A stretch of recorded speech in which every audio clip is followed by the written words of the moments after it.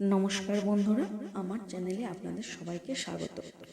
আমরা জানি প্রতি বছর চৈত্র মাসের শুক্লপক্ষের পূর্ণিমা তিথিতে হনুমান জয়ন্তী পালিত হয়।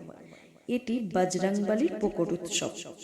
এই তিথিতে জন্মগ্রহণ করেছিলেন শিবের অংশাবতার বজরংবলী।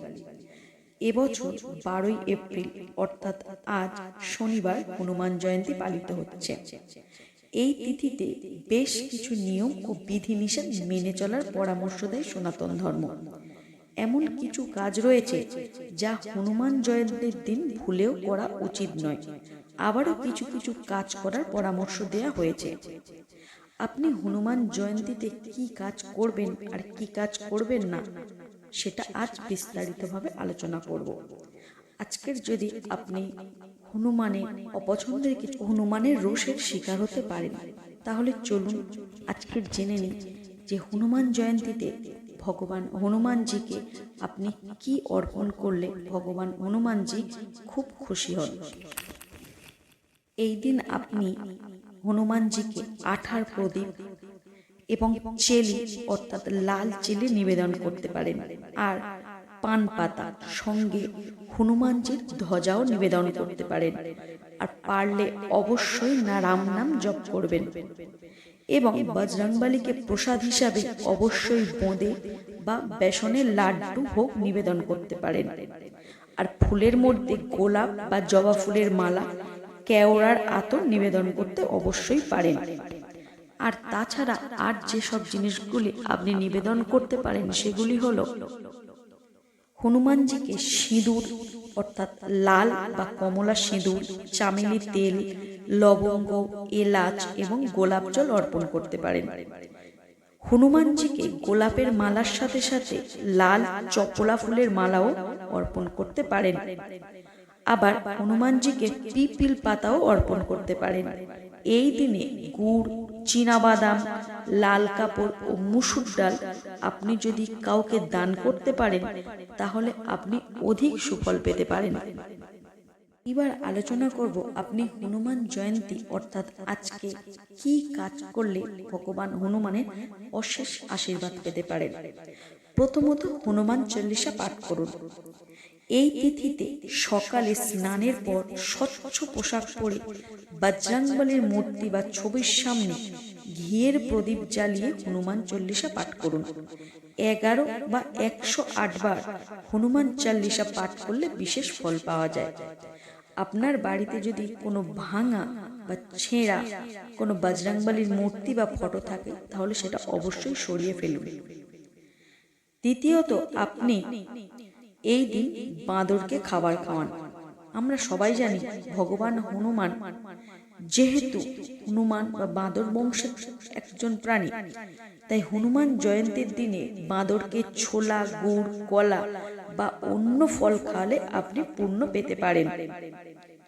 আর তৃতীয়ত, বজরং বাণ বা সুন্দরাকাণ্ড পাঠ করুন। আমরা জানি রামায়ণের একটি অংশ সুন্দরাকাণ্ড। এই শুভ দিনে বজরং বাণ বা সুন্দরাকাণ্ড পাঠ করলে শত্রু মুক্তি সম্ভব।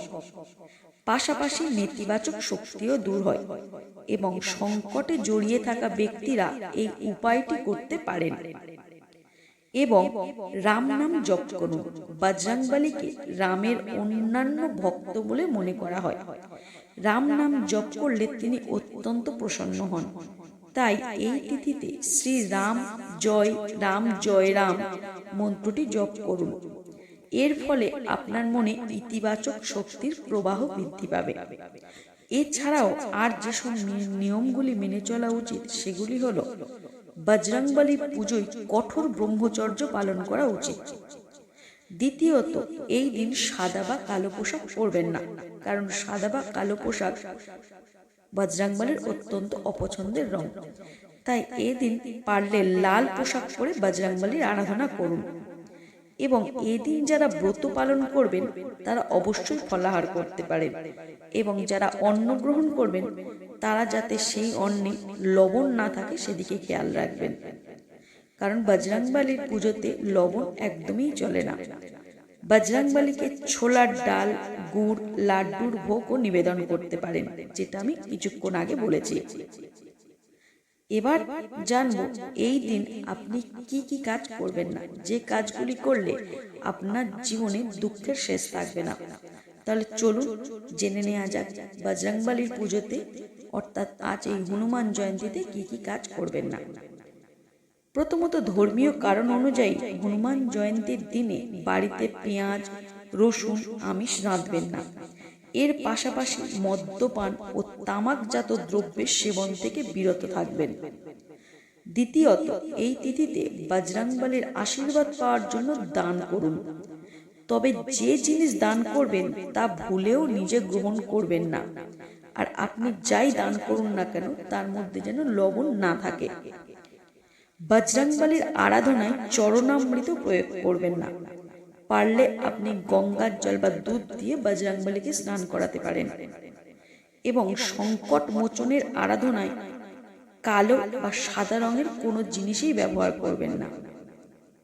বজরংবলীর ভাঙা বা খণ্ডিত প্রতিমার পুজো করা অনুচিত। তাই এদিন কোনো ভাঙা বা খণ্ডিত প্রতিমা যদি বাড়িতে থাকে তা অবশ্যই জলে বিসর্জন দিয়ে নতুন একটি প্রতিমা বা মূর্তি বা কোনো ছবির সামনে আপনি পুজো করতে পারেন। এবং বানরকুলে জন্মগ্রহণ করেছিলেন বজরংবলী, তাই এদিন ভুলেও কোনো বানরকে কষ্ট দেবেন না। এবং যারা হনুমান জয়ন্তীতে উপবাস করবেন তারা অবশ্যই নিষ্ঠার সাথে উপবাস করবেন, যাতে এমন কোনো কাজ করবেন না যাতে হনুমানজি আপনার ওপর অভিশাপ দিতে পারে। তো বন্ধুরা, আজকের জানলেন যে হনুমান জয়ন্তীতে কি কি কাজ করবেন আর কি কি কাজ করবেন না। তাই আজ আপনারা যারা হনুমান জয়ন্তী পালন করবেন শ্রদ্ধার সঙ্গে এবং নিঃস্বার্থভাবে হনুমান জয়ন্তী পালন করুন। নমস্কার। আমার এই ভিডিওটি আজকের এই পর্যন্ত। জয় বজরংবলী।